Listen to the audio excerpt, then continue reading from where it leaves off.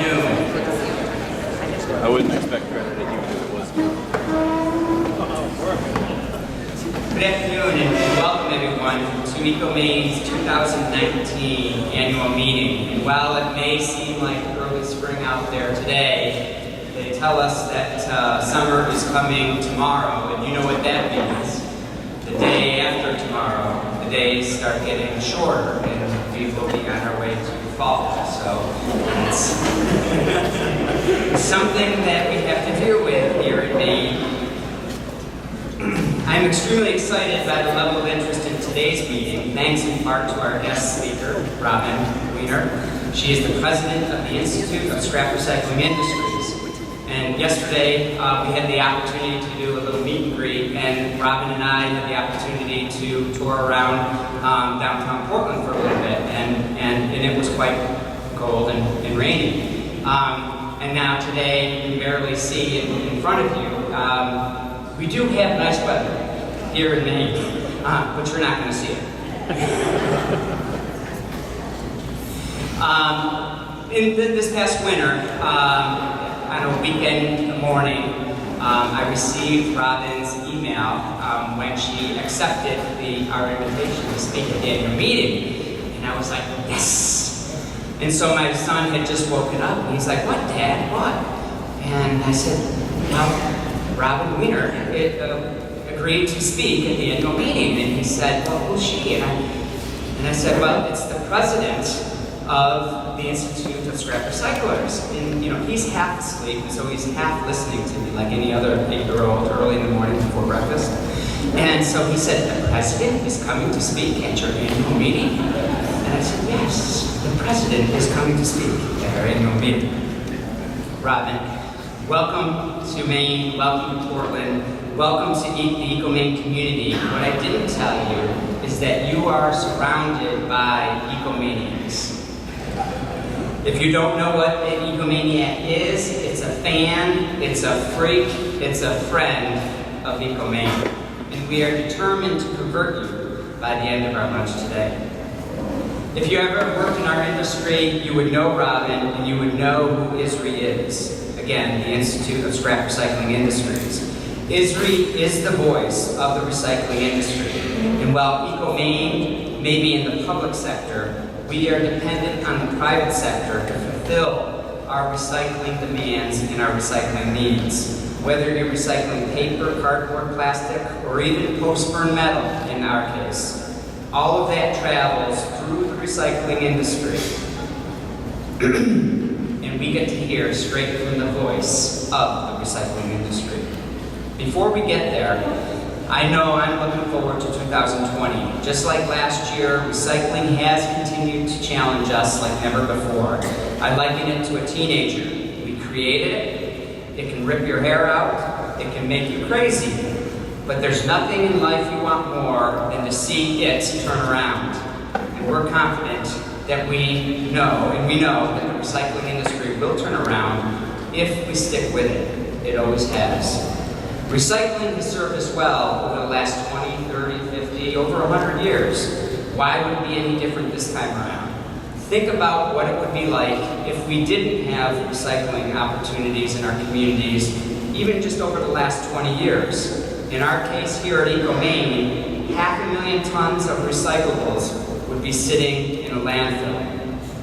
Our cities and towns would have spent $35 million extra in tipping fees, and we would have passed the opportunity to earn $25 million off of the sale of recyclable materials. Abandoning recycling is short-sighted. Abandoning recycling will cost us more. Abandoning recycling would be a huge mistake, and we encourage you not to make that mistake. On a more positive note, our year ended with quite a thrill. ecomaine received 2 awards. One from the Northeast Resource Recovery Associations. We were inducted to their Hall of Fame on May 20th, 2019. 9 days later, we also received an award. It was the President's Award from the Greater Portland Council of Governments This award was given in recognition of ecomaine's enduring example of the power and the value of communities working together. So you, everyone in this room who represents our communities, are those folks who are working together to be sure that ecomaine is successful and a leader in our industry. So thank you very much. We have some special guests with us today that I'd like to recognize. Kate Simpson is joining us from Senator Susan Collins' office. Kate, if you could please stand and be recognized.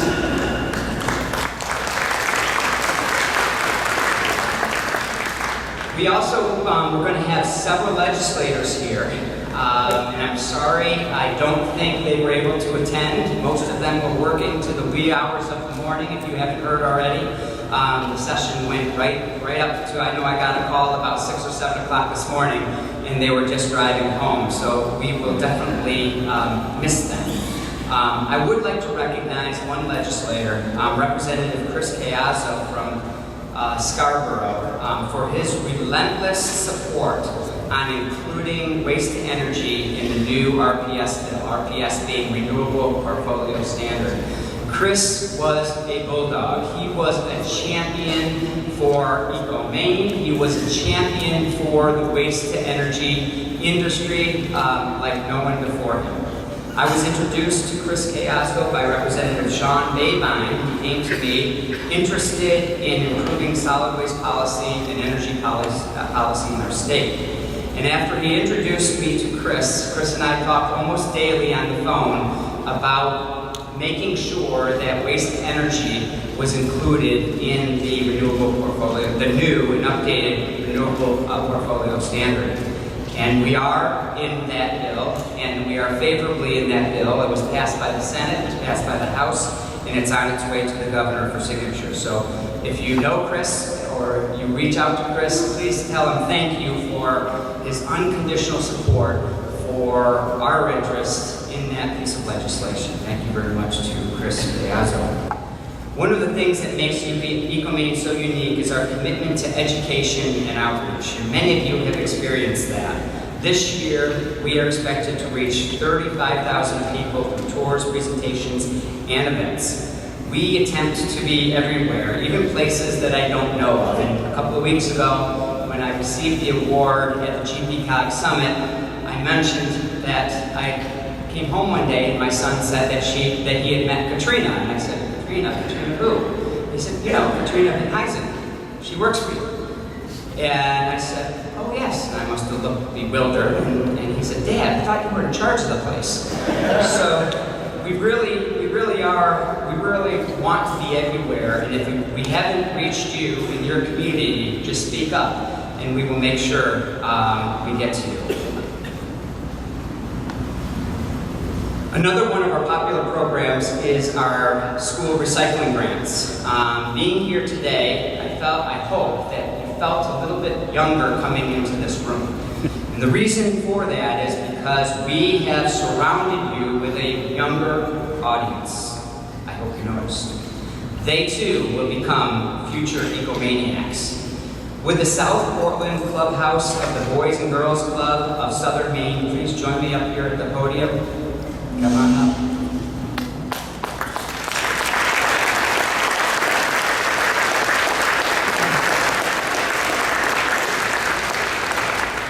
Thank you. Right in here. Yeah. Sure, come on up. Good. There we go. Okay. This club received the ecomaine grant to jumpstart the recycling program and food waste collection program this year. They did so well that they were awarded with a National Seeds of Kindness Award out of all the Boys and Girls Clubs nationwide. Please join me in another round of applause for their incredible work, and we look forward to seeing what you continue to do in the future. So thank you very much.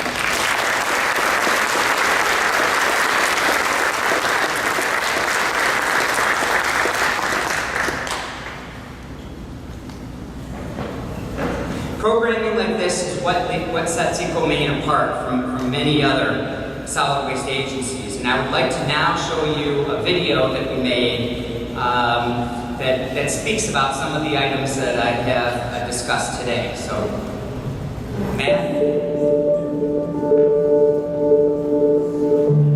ecomaine provides comprehensive long-term solid waste solutions in a safe, environmentally responsible, economically sound manner, and is a leader in raising public awareness of sustainable waste management strategies. We own and operate 3 facilities, including a waste energy facility, a single-store recycling facility, and a landfill, as well as a public education component to all our programs. In ecomaine's mission, it's a long-term solution that is going to benefit us 10, 20, 50 years in the future. It's better to have you just put your trash in the right places than have someone else sort out everybody's trash. Really, we stand apart from most others with our commitment to the waste hierarchy, which is not only in state statute, but also guidance from the EPA, which is reduce, reuse, recycle, then composting and digestion, then waste energy, and then the very bottom one of the hierarchy is landfill. These are resources that happen to be in our waste stream that can be taken out of our waste stream and reemployed into the market once again. We have the waste energy facility. The waste comes in, this is the non-recyclable waste, and that is basically combusted or burned in this facility at very high temperatures. And we make enough power to power about 15,000 homes in the region.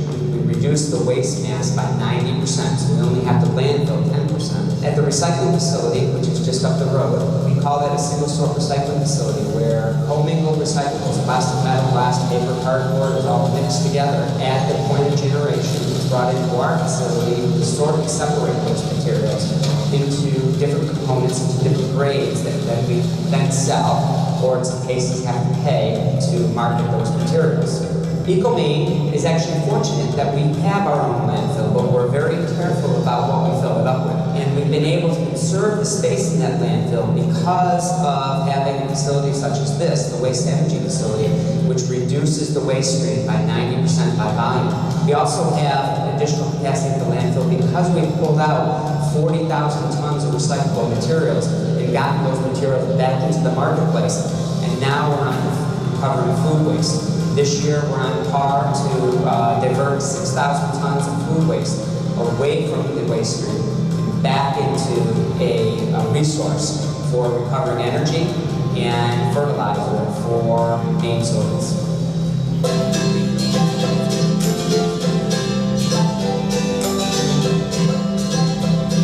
ecomaine needs our communities to actively engage and participate in our programs. The only way you can have a successful solid waste management strategy is to have full compliance and participation from the residents and the businesses in the community. Today we're going to Manchester Elementary School in Wyndham, Maine, the 4th and 5th grade school, to do a trash audit to see what they're throwing away. They get really excited because they're dumping the trash that they made on the floor and then do some detective work of what can they divert from the trash can from that trash. We were sorting it into, so there was trash, there was recycle, there was compost, and reuse.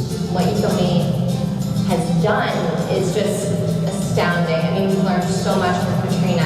We weren't recycling at all in the cafeteria. We weren't composting at all. It was all going to landfill. And we were using 9 bags of full trash every single day. And so doing this program, we cut it down to less than 1 bag per day of trash. The students were the ones that were like, you know, this is absurd. Like, we can do the right thing. It's easy. We would end up with a lot less trash to go to the landfills, and it would help save the earth. And in today's recycling environment, where markets are so particular about what you place into the recycling bin, and if they're not sure, they can go to the Recyclopedia and ecomaine website to determine which bin it should go in, either the recycling bin or the trash bin. ecomaine is a leader in raising public awareness of sustainable solid waste management strategies. Each and every day, we have busloads of children coming into our facilities. They become our conduits to get the message out to others about sound solid waste management strategies. It's enormous. I mean, the global impact of teaching students about recycling and food waste diversion now is that you know it for life, and then you can help someone else. ecomaine is a community-owned organization. We have 74 member communities who are working together to employ sustainable solid waste management strategies. One of the challenges that our industry has is that landfilling, even though it's the bottom rung of the waste hierarchy, oftentimes is the cheapest. When you put the trash in the landfill, it releases a ton of methane gas, and that puts a hole in the ozone layer, and that can cause global warming. It'll cause sea levels to rise, which can destroy animals' habitats, like where we live. There's no such thing as a way. We need to teach the students that when they recycle something, it goes to turn into a new product. And when they put something in the compost bin, it will turn into either soil or electricity.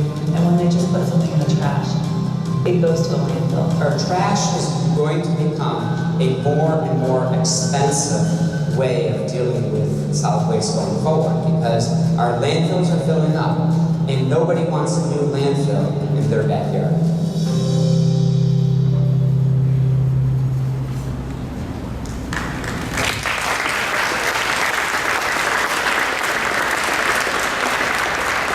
Thank you, and well done to Matt and the Education Department for all your work on that video. Very much appreciated, and that video is available to help us get the word out. One final item, it also helps us keep connected to our younger audiences. In addition to my role at ecomaine, I also serve as the president of the Northern New England chapter of the Solid Waste Association of North America. And each year we award a scholarship to a high school student or college student in Maine, New Hampshire, or Vermont. The scholarship is provided to students in the fields related to solid waste, environmental science, education, engineering, or some other related field. And this year I'm very pleased to say that the recipient comes from Maine for the third year in a row. We are very proud. Our students are coming out of Maine. Not only that, but she is also a part of a group of students who implemented an ecomaine school recycling grant program, as well as the recipient of the ecomaine Eco Excellence Award winner from ecomaine as well. Kiera Grandin of Yarmouth is consistently described as energetic, smart, curious, community-orientated, and someone who does not back down from adversity. She is president of the Yarmouth Green Voices Club and has worked tirelessly on trying to ban plastic bags in the town. Kiera also led efforts to develop a composting program as well as reinstate the recycling program at Yarmouth High School. Before she heads to the University of Maine in Orono for chemical engineering, it is my pleasure to give the Northern New England Chapter Scholarship Award to Kiera Grandin of Yarmouth. Can you please join me at the podium?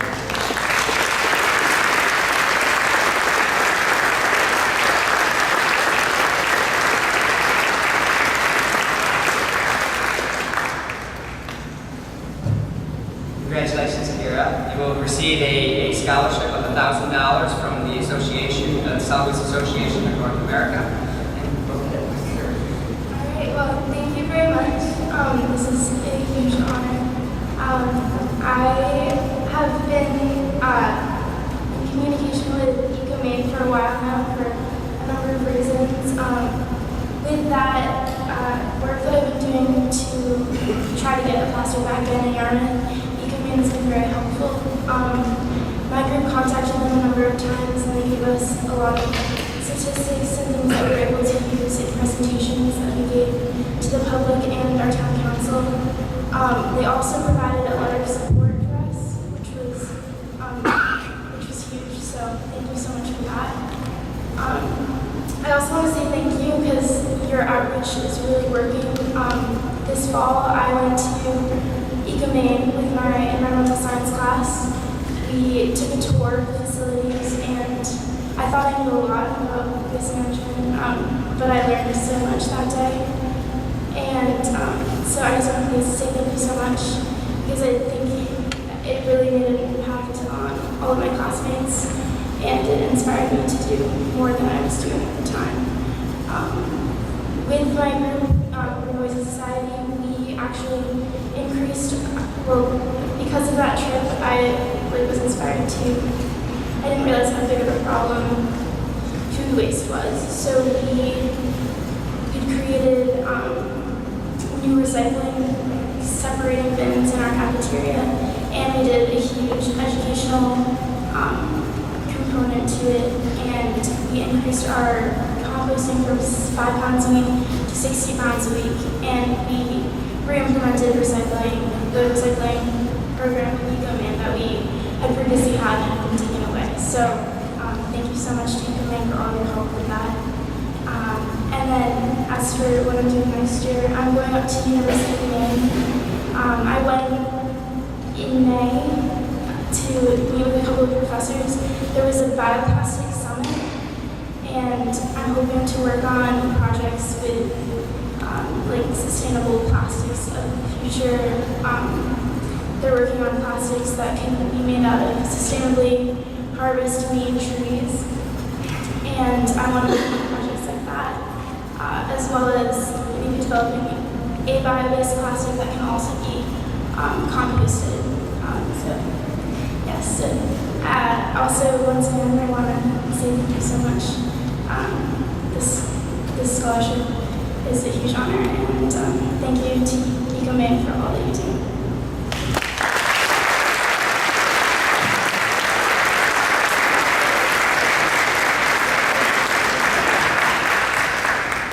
Here, we need champions like you to really create these programs and see them through. So we thank you for all your efforts, and we wish you well at the University of Maine. My final thought is just the vision of what we see over the next year, and I can just break that down to 4 items. We hope to be hauling our ash with an electric truck that is powered from the energy that we create at the waste energy plant. That's a vision that we've been talking about over the last year, and we hope that we realize that goal in the coming year. We also hope to be processing the ash that we're generating, as well as mining the ash once again for non-ferrous metals. And this other vision is really more of a hope. We hope that recycling markets begin to recover, and that we will have our programs intact to be rewarded from those recycling programs. And finally, on public education and public relations, we hope that our communities will better understand the rules and the regulations surrounding recycling, and that recycling materials become a cleaner stream. So that's our vision for the upcoming year that we hope we can put into place. I very much appreciate everybody coming here today. I do want to recognize, if the staff at ecomaine could please stand to be recognized, and a round of applause. You really do make a difference.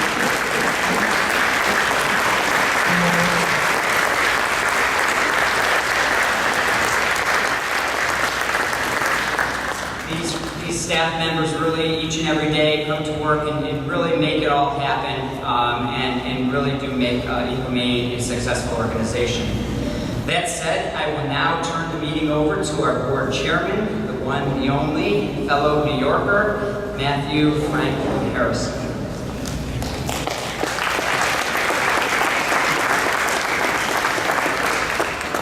Thank you, Kevin.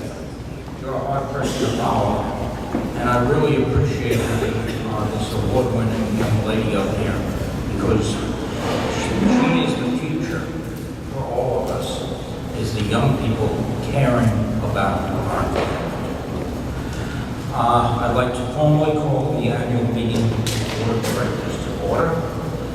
May I please have a motion to accept the minutes of our April meeting? Second. I hear a motion and a second. There are too many lights in my eyes to see who that was, but all in favor of the motion. It appears to me that it has passed. Thank you. Changing gears for a moment, we were quite saddened to learn of a close friend and fellow board member, Len Van Gesbeck of Hollis. He was a pleasure to work with, and we will miss him. He was always a wise and generous person. One of our longtime serving members, Linda Boudreau, has a few words and remarks today about Lynn. Linda?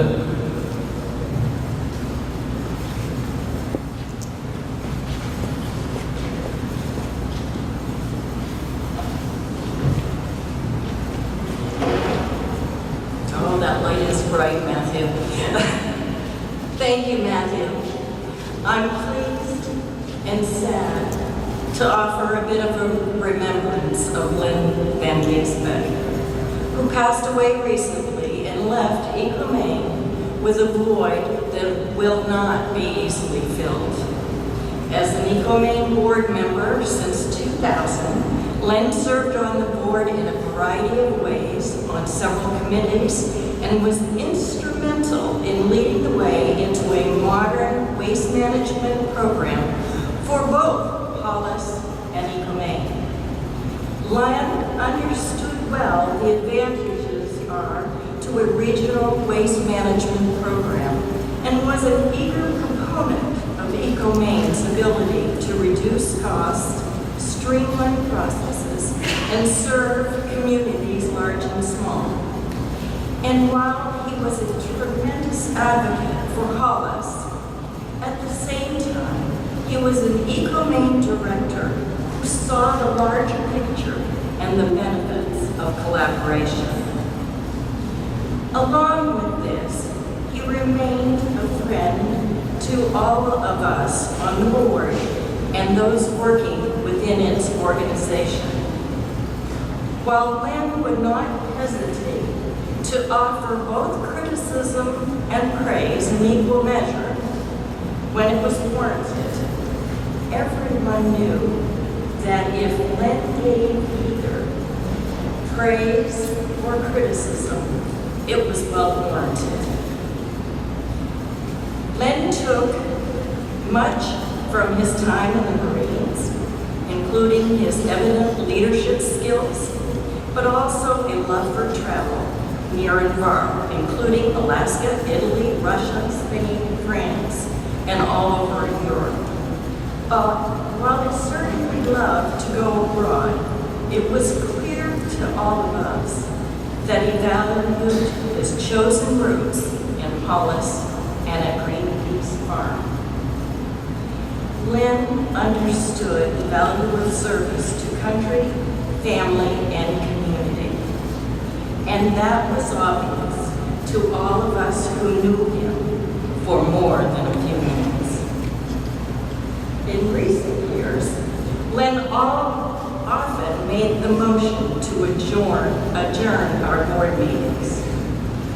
Everyone appreciated what a kick he got out of doing this and always allowed him that opportunity. But everyone also knew his role on the board at ecomaine was so much more than his motion. Today, we offer a heartfelt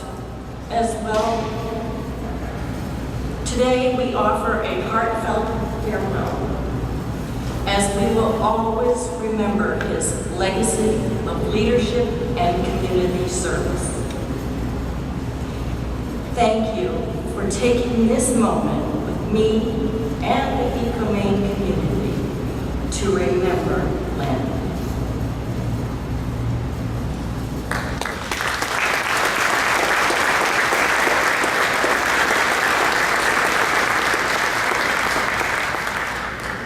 And now, at this time, I will present the nominating committee's report. The nominating committee had a meeting on April 8th, 2019 to discuss the nominations for FY20.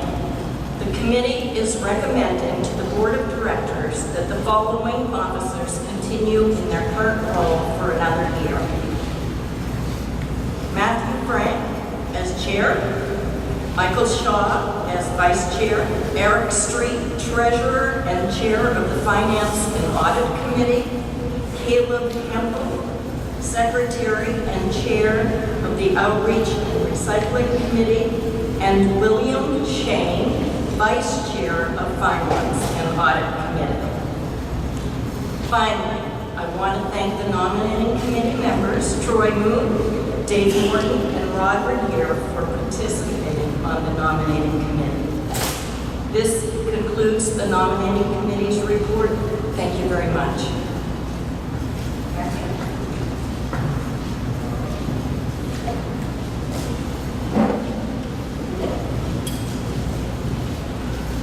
We will certainly miss Lynn. Thank you, Linda. And thank you to the nominating committee. May I have a motion to approve the nominations of officers and committees, which were just read? Do we have a motion? I couldn't see who that was, but it sounded like Linda. Do we have a second? We have a motion and a second. All in favor? Thank you. I was worried about that election, how it would turn out.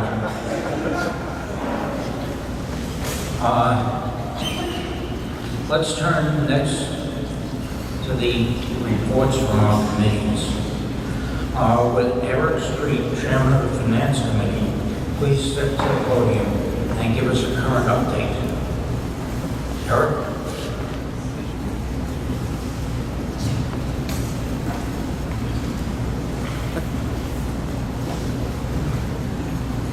Thank you. I appreciate the opportunity to be here today. I'm Eric Street, Chair of the Audit and Finance Committee. It's great to see so many folks here today turning out for this event. Just some quick highlights from the Finance and Audit Committee. We spent quite a bit of time this year on cash reserve and investment policies. Due to some major capital improvements this year, the committee recommended that the board approved and to transfer $7 million from cash reserves to cover these projects. So if you've been by ecomaine lately, you'll see some of those projects underway, the renovation of the building for the outside and so forth, and some much needed fire suppression gear and so forth. So some good things going on there.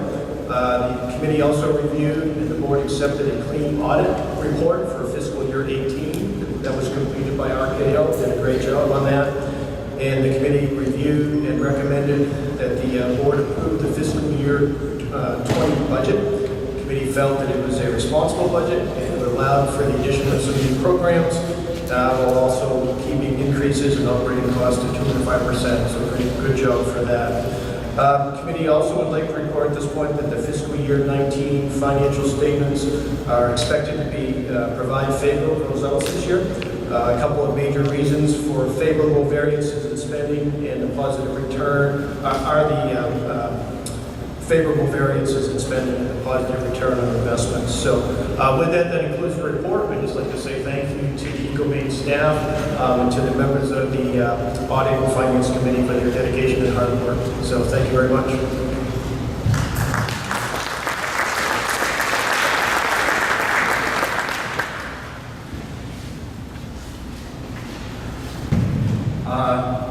Thank you, Eric.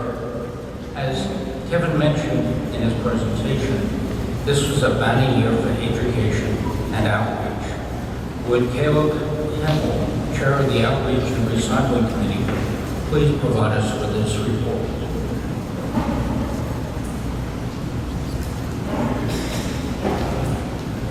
Thank you, Matthew.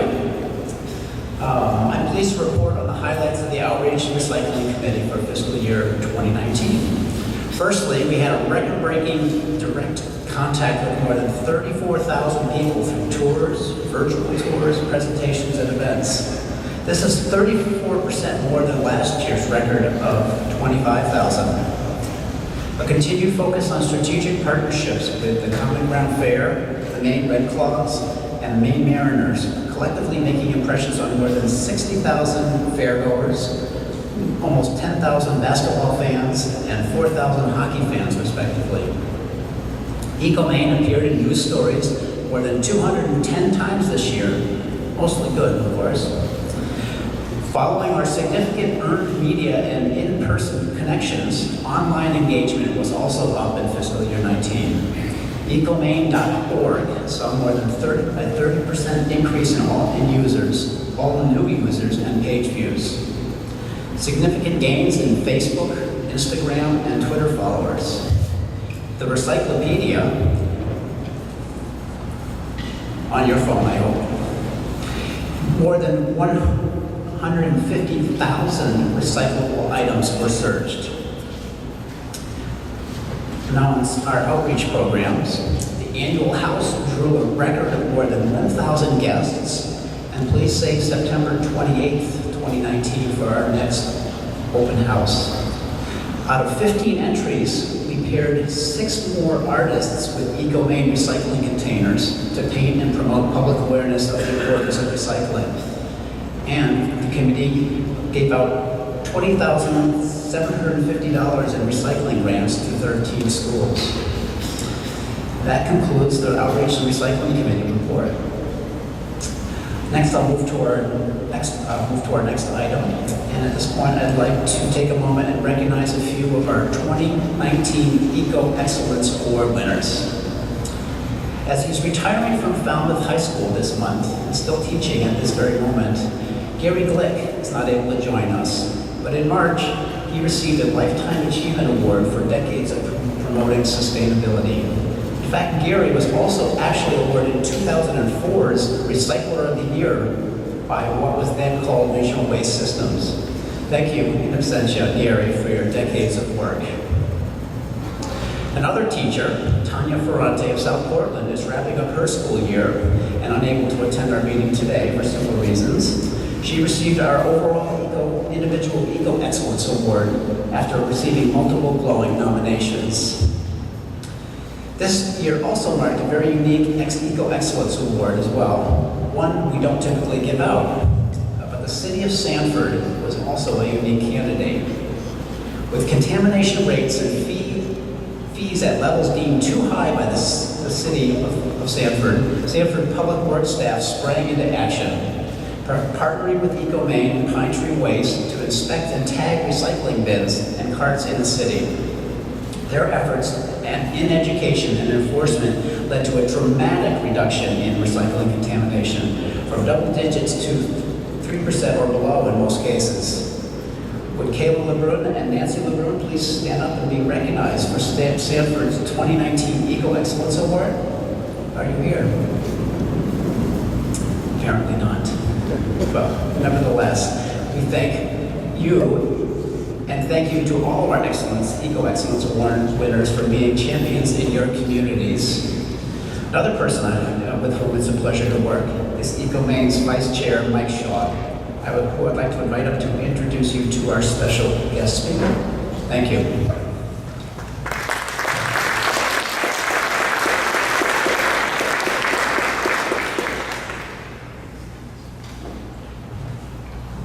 Thank you, Caleb.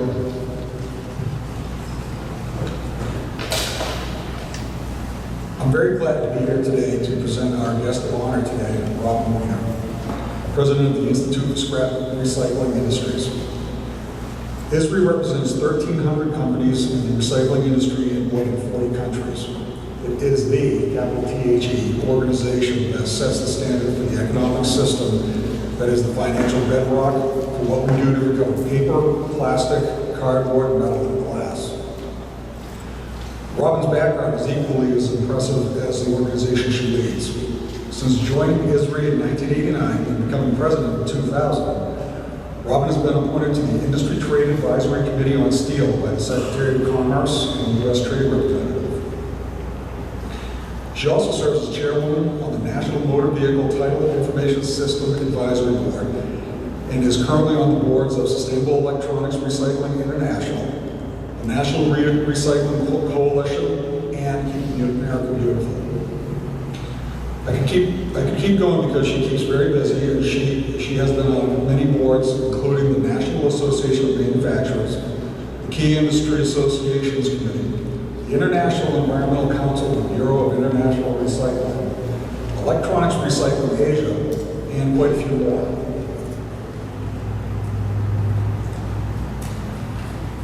Robin earned her law degree from Georgetown University, her BSE in Chemical Engineering from the University of Pennsylvania, and is co-author of the Resource Conservation and Recovery Act, a part of its environmental law series.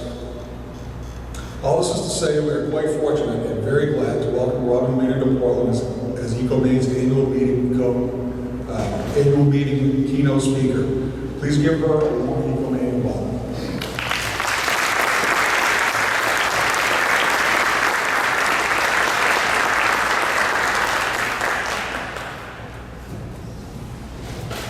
Thank you. Well, those are great. Thank you very much. I'm really very excited to be here. When I got Kevin's invitation, my kids were not present when I got it, but I was very excited to get it. And I did reach out to some of our members, actually, our MERF Council, and said that, should I go? It's the same time as actually one of our chapter meetings. And they were very enthusiastic about all of the positive work being done up here. And I was really glad that they affirmed my interest in coming up here. And I have to tell you, Kevin, I am an egomaniac now, officially. I got a wonderful tour of the operations yesterday, and it was really exciting to see all of the good work that all of you are doing. So I thank you for the invitation to be here. I appreciate it very, very much.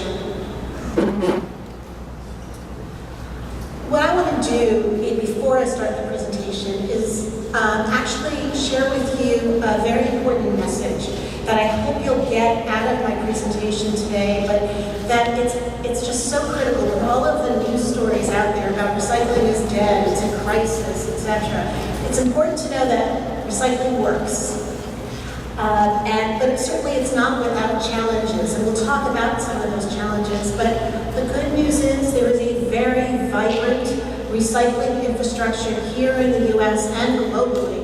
Certainly we're grappling with particular challenges, especially because of things that have happened over the last 2 years, but it is very much a very well-working system. So let me start, if I can, just telling you a little bit about ISRI. For those of you who are not familiar with our association, we're the trade association for the private, or the for-profit, rather, recycling industry. So all of those companies throughout the country and many throughout the world that are recycling ferrous and non-ferrous metals, paper, plastics, glass, tire and rubber, and textiles and electronics. So those are our members. Some of them are family-owned businesses, some of them are public corporations with multiple locations around the country and around the world. So there really is a variance in terms of what our membership looks like. We also have many equipment manufacturers and distributors. So they're also a very important element of the industry. And I should tell you, one of the reasons why I was so excited to come up here is because over the last couple of years, I've had the opportunity to spend a lot more time learning about the residential sector of the recycling industry, which is a very important part of the private industry, but also learning about how important it is to work together with the not-for-profit segment of the industry as well. So it's been a great opportunity to come up here and learn more about that. And because of the importance of working together, I do want you to know that ISRI works very closely with SWANA, which I know that EcoMaine is a part of, and it's a very important partnership for us. So what is ISRI's mission? Our mission is to promote safe, economically sustainable, and environmentally responsible recycling. And we do that through networking, education, and advocacy. And our programs are fairly typical for a trade association, but I would say that really what's a core value to us is safety. So one of the programs I like to highlight at the beginning is safety. We have a staff of 5 people in the office that do nothing but provide safety resources for our members.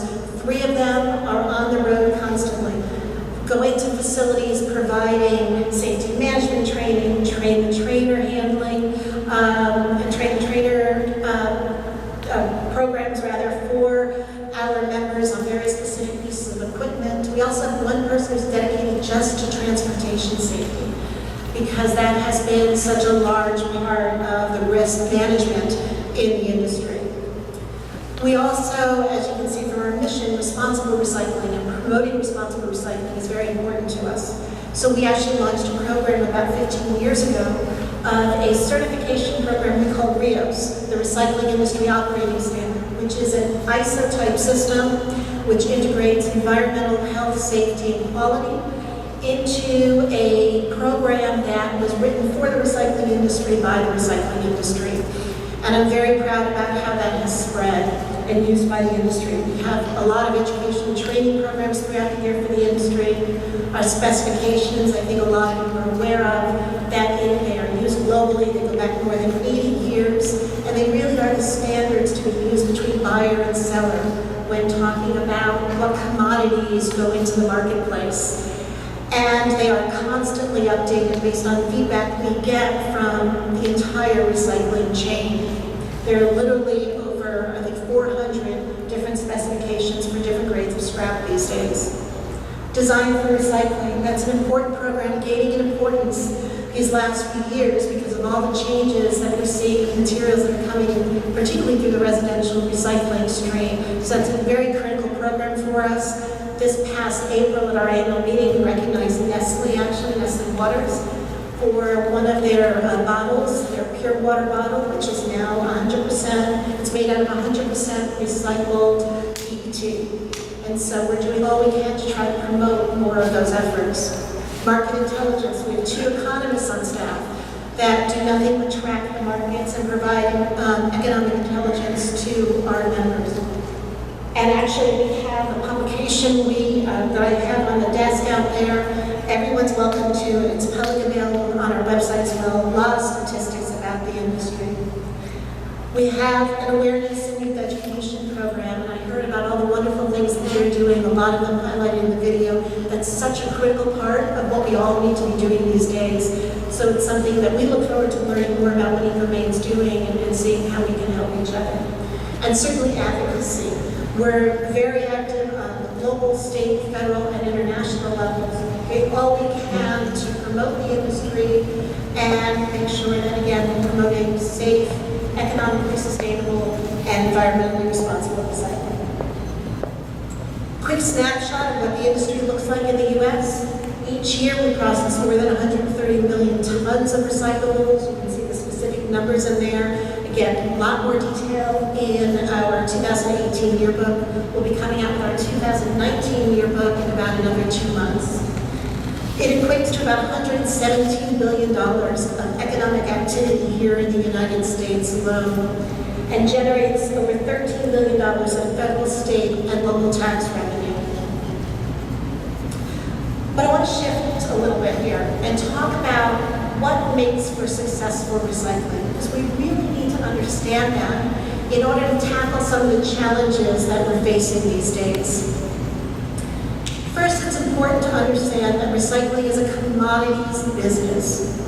It's no different in many ways than oil, coffee beans, corn, other soybeans, other materials that are traded internationally.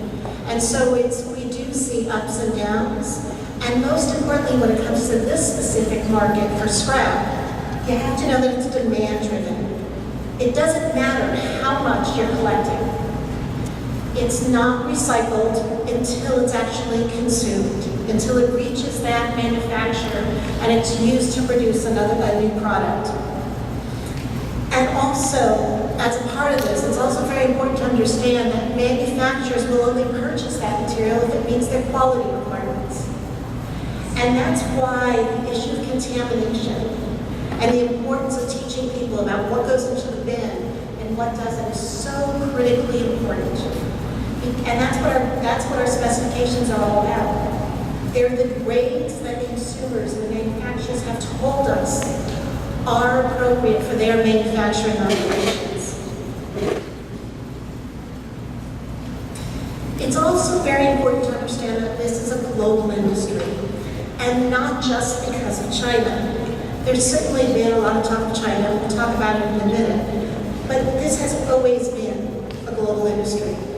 I was able to find in ISRI's archives newsletters from the late 1800s, believe it or not, that talked about the movement of the material around the world.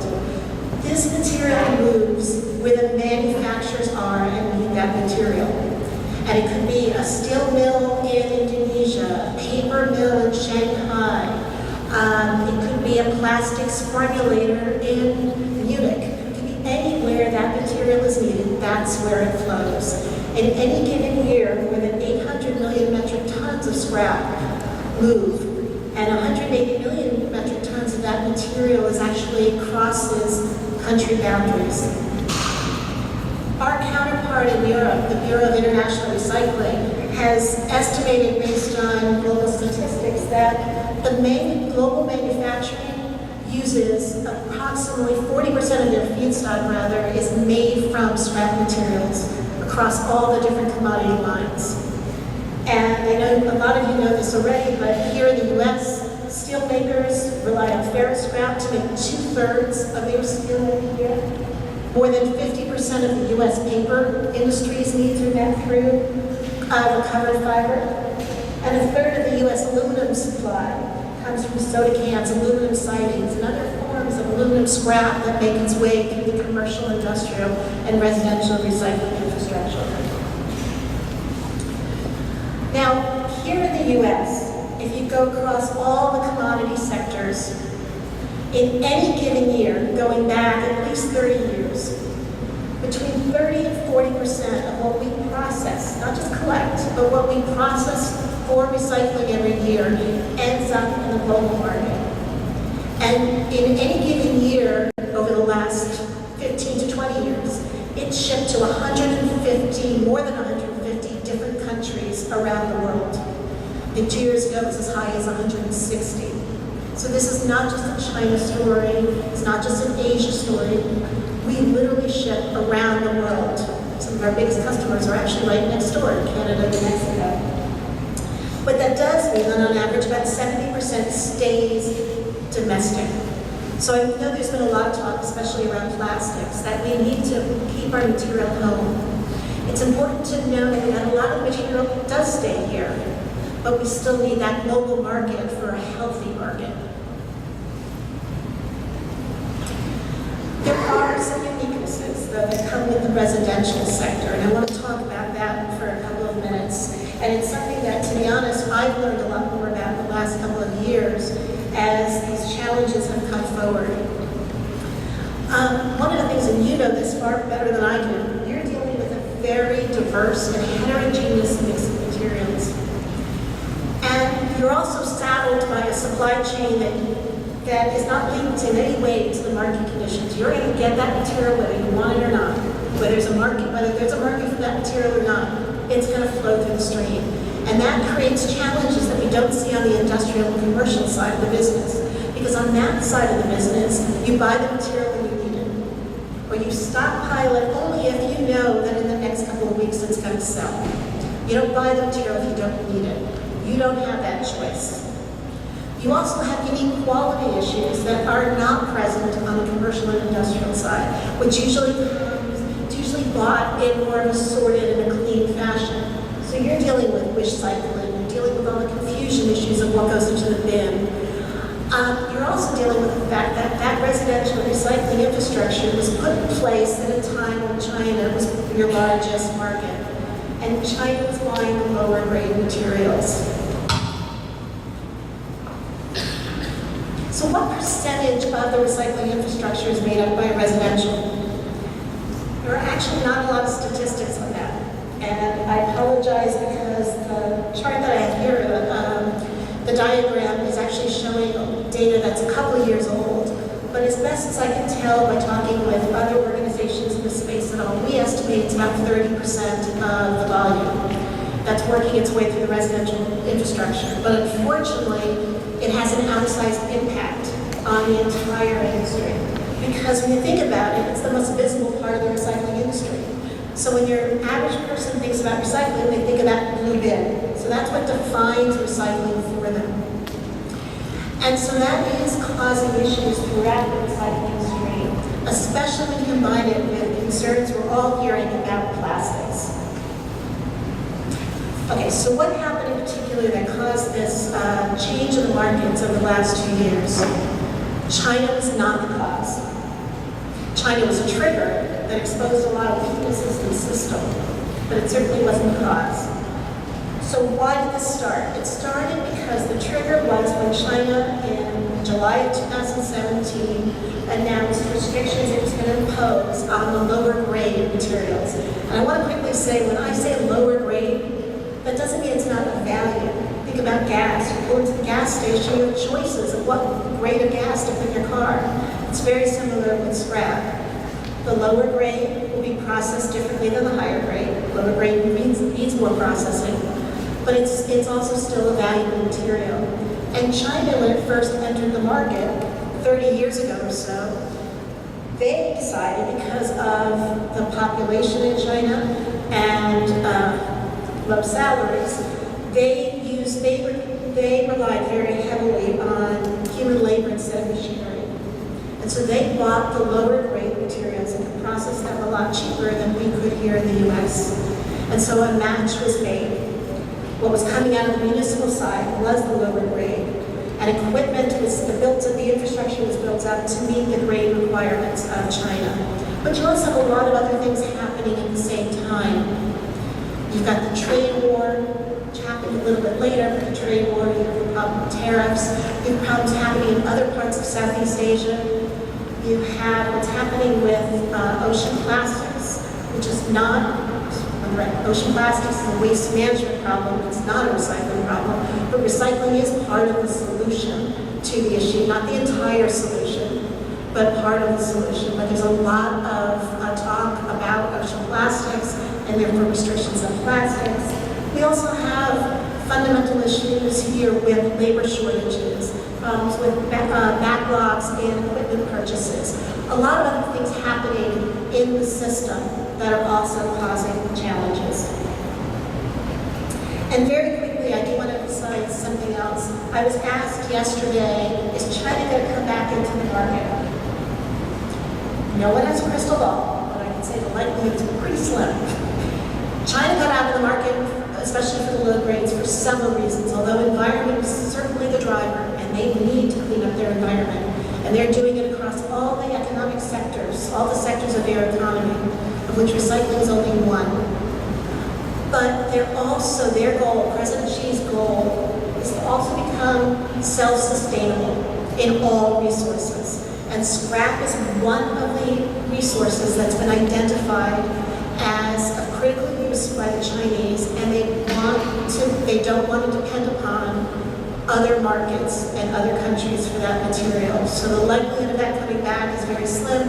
I actually just got an email this morning as I was sitting down, actually it's actually as I was sitting down for lunch, that China's just announced another round, actually, of restrictions for the higher grades of copper. So this is going to continue and will not be coming back. And again, the reason why this is so important, I won't spend a lot of time on it, the US, we are the largest exporter of scrap in the world on a volume basis. China, the largest importer. So it was bound to happen that when China cuts back, it causes huge ripples within the US market. And you can see what happened with plastics. You can see more than a 90% drop in plastics being shipped to China. I have here by polymer for global exports. And you can see the hardest hit is PVC, although there's been declines in other markets as well. You can see mixed paper, also very heavily hit by the decline in the Chinese market, also more than a 90% decline. But it's important to understand this is not a US only issue. China did not target the US. I'm often asked, is this all because of the trade war? This has nothing to do with the trade war. This actually predates the trade war. However, the trade war has made it worse. We were having regular conversations with the Chinese when this started. I was in Beijing a number of times. I was at the Chinese Embassy in Washington. I was at USTR and the US Department of Commerce in Washington. And we were having great conversations. Once the trade war hit, those conversations largely stopped. So it is making it more difficult to address these challenges. And then you have the tariffs on top of that. But Europe has hit the same problem, minus the trade war. So this is a global issue. So the result is there's been huge trade shifts. Material is going other places, certainly a lot more domestic, but there are also other markets that actually have competed for the material that couldn't get it before. When the July announcement was made where the announcement, actually, we heard about it a couple of months earlier. I was in Hong Kong at a meeting of the Bureau of International Recycling, and that's when we first got wind that this announcement was going to come out of China.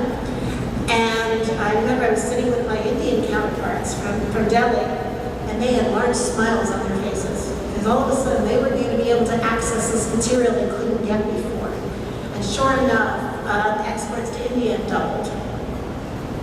And you can see the top 5 markets for all U.S. scrap in 2018. It's actually gone up about 13% on a dollar basis from 2018 over 17. But we obviously don't have 19 stats yet. China's still a large market, but it was over $6 billion in 2017. It's now, last year was 3.5, this year I've got to assume it's going to be 2 or less.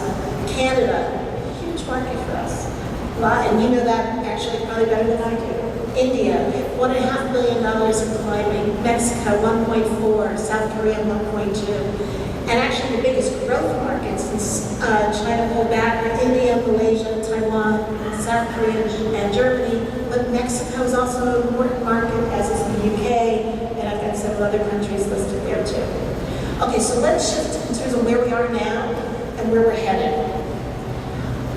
It's important to understand where the pressure points are in the system, to understand what needs to be done to get us back to where we need to be. There are, when you look at the municipal system in particular, there are 4, as I see it, there are 4 pressure points that we need to be concerned about. The first, and that's where those green stars are, the first is at collection. And that's where we have the problem of the wish cycling, quality issues, what's going to the bin and shouldn't be in the bin, etc. Huge pressure point. Second pressure point is actually between collection and processing. It's the contracts, it's the relationship, which I realize is unique here, but between the municipalities and the recycler, whether it's a private recycler or a for-profit or not-for-profit. It's those contractual relationships and having that flexibility to deal with the changing market conditions. Third, at processing, so at the recycler itself. Especially on the municipal side and the MRFs, there's a lot of outdated equipment, and there's also space restrictions. I'm sitting on a zero waste task force for Montgomery County, Maryland. They want to grow. They want to deal with the new material streams that are coming in. They literally have no place to grow to without picking up that facility and going far out at the end of the county or even into another county. So they're trying to figure out what to do. And then the fourth pressure point, which I actually think is the one that is in some ways the most important now, not a year ago. A year ago, that was the quality, but we're really dealing with that very well. We have more work to do, but we're making progress. It's at the point of the durable goods manufacturing, packaging manufacturing. It's the fact that there's a lot of talk about commitments that are being made by manufacturers to design their products for recycling or to use more recycled content. But that conversation with the recycling community isn't always happening. So there isn't a reality of, okay, they say it's recyclable, but is it really? And will it make it through the system with the equipment we have? And so there have to be those conversations, and there has to be much more of an end market focus than we have now. So as I said, education, I commend everything you're doing here at ecomaine. I've been so impressed with what I've seen. The video is terrific. And your encyclopedia program is wonderful. Also, if you haven't seen it yet, the National League of Cities came out with a report several months ago that highlighted a number of cities and shared best practices about how cities are grappling with this problem. And I really would suggest you take a look at it. It's a great report, and I have no relationship with NLC, but I've been really impressed with what they've done in this area. A lot of cities are dealing with this. My home city of DC launched a new program about actually less than a year ago, and as a result, their education campaign has already helped them improve their contamination rates by about 9 percentage points. So, and I know they're just one example of many out here. We need more investment in technology. Certainly, especially on the for-profit side, there are a lot of steps that will take in. I know, again, we have a lot of equipment manufacturers that are members of ISRI. There are huge backlogs for optical sorters and for new scanning equipment, etc. I mean, the orders are coming in so quick. But it's much harder, I know, on the for-profit and the municipally owned facilities. And so there's been a lot of talk in Washington about how to help. I'm part of a recycling dialogue at the US EPA, and there's a lot of brainstorming going on about grant programs and other opportunities. I know on the Hill there's several draft bills out there, both on the Senate side and the House side, looking at this issue about how they can provide loan programs and other opportunities. Still a lot to be fleshed out, but there is a lot of discussion, and hopefully it will yield some results. Now, in terms of demand, we are seeing a lot of growth in the domestic demand here in the U.S., which is great news. We are in a transition period. It's going to take a couple of years for all of these to come on board, but there have been 17 North American paper mills that have announced either new capacity either through greenfield operations or expansion of existing. You've got on the plastic side Trex. These are just some examples. Consumer of recovered PE film. They announced they're making a $200 million investment over the next few years to boost production. EFS Plastics out of Canada has announced the opening of a new plant on the West Coast next year. That's going to be focused on mixed plastics, which has been an issue for a lot of MRFs. You know about, obviously, the Nine Dragons here in Maine and several other locations in the U.S. There's also, I've been fascinated by this. A lot of Europeans are moving into the market. When I've been at the BIR meetings overseas, I've been shocked with a number of European recyclers coming to me talking about their desire to invest in the U.S. because of positive market conditions, not scrap but positive economics. And so there's been a lot of interest in investment here in the U.S. And this is very positive news for all of us in recycling that we should hopefully start reaping the benefits from soon. These are just some stats on, again, the growth in the global markets that we're seeing for recovered paper as well as plastic in Southeast Asia. Happy to again share these statistics for anyone who wants to see them or even go in more in depth. We're seeing again the same thing in India, although India here is showing negative growth year to date, actually that's through April, in recovered paper. But the truth is, I see that increasing over the long term. I'm not sure what was happening in the market the first couple of months. Actually, and I see ironically the plastics going down. They've indicated in India they will probably have a ban on plastic imports. But we've been working very closely with the Indian government on a new recycling policy. I was in Delhi a couple of months ago, meeting with them, sharing the ISRI specs. They're looking at incorporating them into the new policy. They already use them for customs inspections. They've been using them for years as part of the clearance procedures for containers coming into the country. Actually, I just heard last week Indonesia is going to start adopting these specs. So there is a lot of movement internationally. But there are also a lot of other opportunities I want you to know that are going on. One of the great things that has happened over the last couple of years as a result of this turmoil, unfortunately, is we're talking to each other more. As I mentioned at the beginning, we're working closely with SWANA, but it's also important that we talk with the manufacturers. We talk with all the material associations, AFPA, Steel Manufacturers Association, APR, all the others. We're all coming together and having dialogues about how we can help each other out. And that's just critically important. The Department of Energy, you see Remade is up there at the top, Remade Institute. That's a phenomenal program started by the Department of Energy about 2 years ago. Congress approved Remade. It's a $50 million program over 5 years focused on sustainability. And I sit on their strategic advisory committee. They've got about, I want to say about 20 or 30 projects they've already approved in the first 2 years. And the vast majority of them are focused on recycling. And they're looking at plastics and paper, they're looking at metal and precious metals, they're looking at electronics, that's their focus. And there's a lot of exciting work that will come out of that. The members of Remade, there's about 70 members. It includes academic institutions, a lot of universities around the country, including Yale, Northwestern, Miami University. It's throughout the country. There's partners around the country. You've got associations, you've got corporations involved. So it's a really great partnership, and I'm excited about what can come out of that.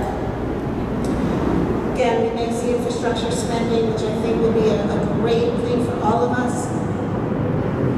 One of the things we're working on with our friends through the recycling caucus, the Senate, the House, is in whatever infrastructure spending package goes forward, that they use recycled content in those investments. So that would be a boost for the industry.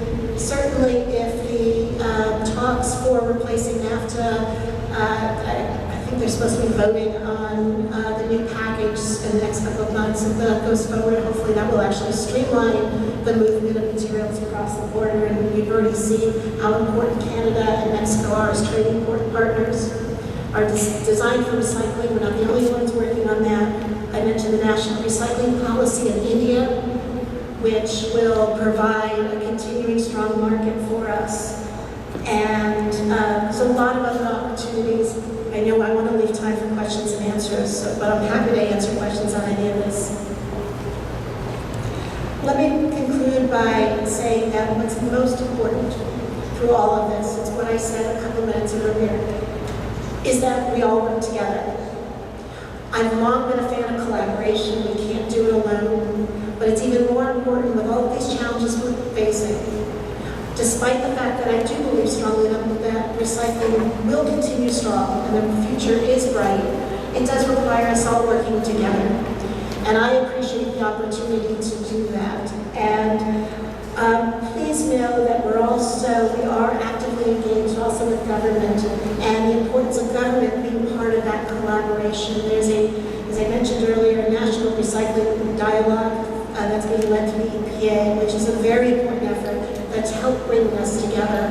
And hopefully on American Recycles Day in 2019, which is later this year, November 15th, hopefully you'll be hearing some exciting things that are going to come out of that dialogue. And with that, I'm happy to answer any questions you have. So thank you all very, very much.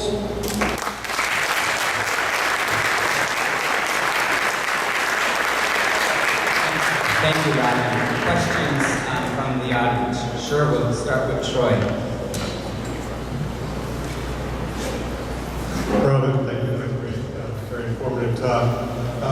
My question is, if looking at your map as China's moving out of the recycling market and taking our scrap, a lot of developing countries in Africa and Southeast Asia are starting to pick up the slack. And certainly you mentioned that China, one of the reasons they are doing that because the impact on their workers and their environment. What protections are we looking at to prevent a similar thing from happening in some of these new developing countries that may not have waste handling infrastructure or a government that has capacity to really impact? And that's a great question. And one of the important things to know is that one of the things we've actively done at ISRI is try to share best practices with other countries and with our association counterparts in those countries. As part of, for example, what we're doing in India, is sharing all of that information and working with MRAI, which is the Indian Association, on what the best practices are in safety, environmental compliance, etc., and working with their government to build the regulatory framework.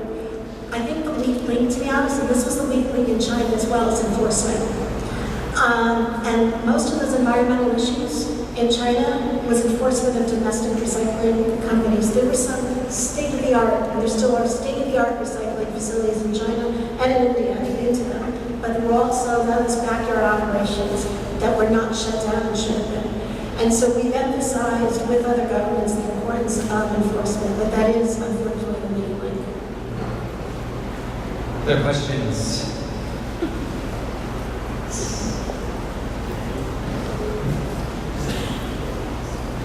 My name is April, and I'm from the town of Manchester. I'm the Princess of Solid Waste and Recycling, officially.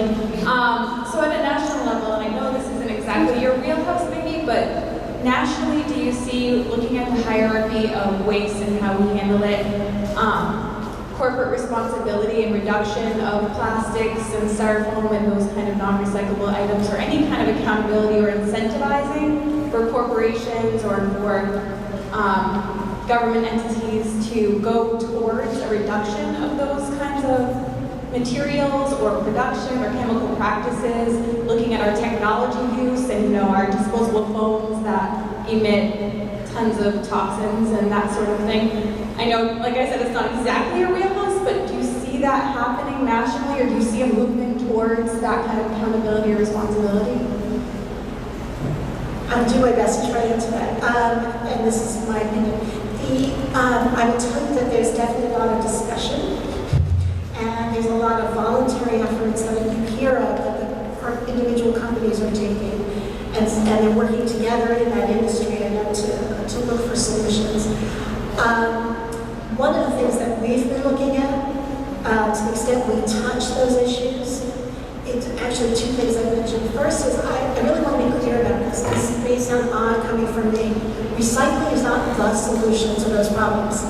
And when we get into trouble is when the press and others say, well, recycling is only doing 10% of plastics or 9% of plastics, so obviously recycling is failing. No, we're part of the solution. We're the 9% part. Hopefully that'll grow. We want to work to make that grow, but we're never going to be 100%.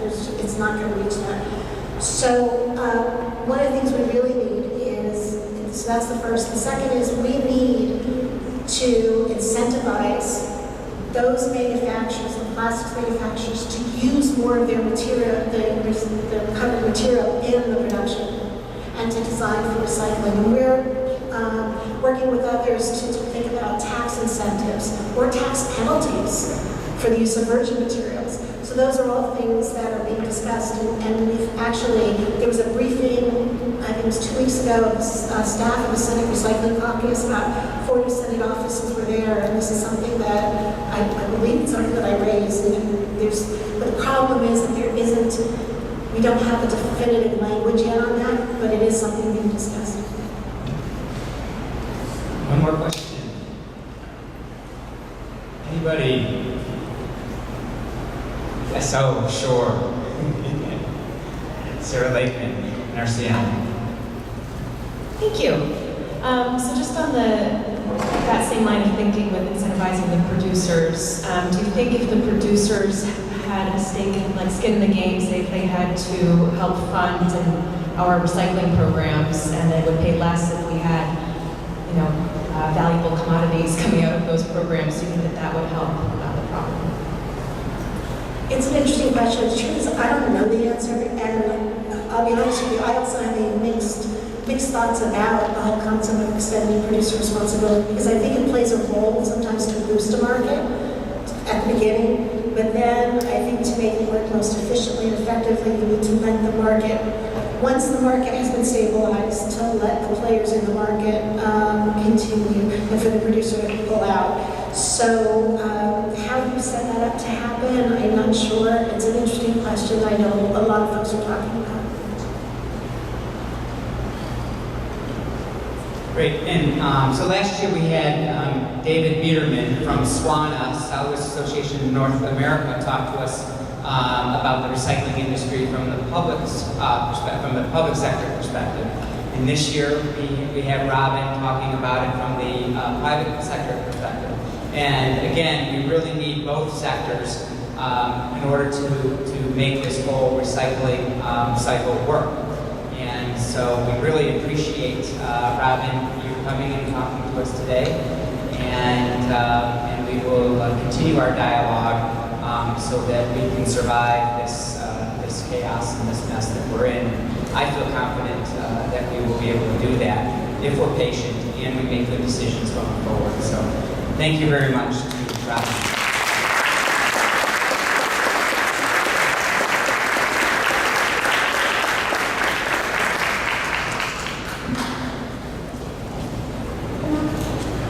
Thank you, Kevin, and thank you, Robin, for being such an integral part of our efforts in this industry, and for being here today. A great pleasure to speak to you.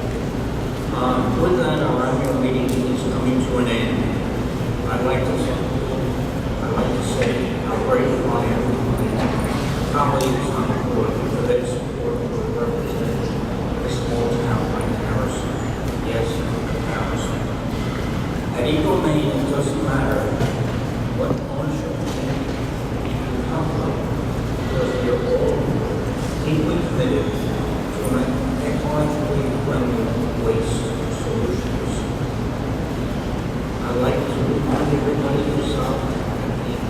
information table and speak to our ecomaine centers. And please take the lovely scent of these flowers back to your home office. The ecomaine centers. With that, I will accept a motion. Len, wherever you are, you might wish to make a motion. Go ahead. You heard Len's motion. Do we have a second? We have a second. All in favor? Thank you. This meeting is adjourned.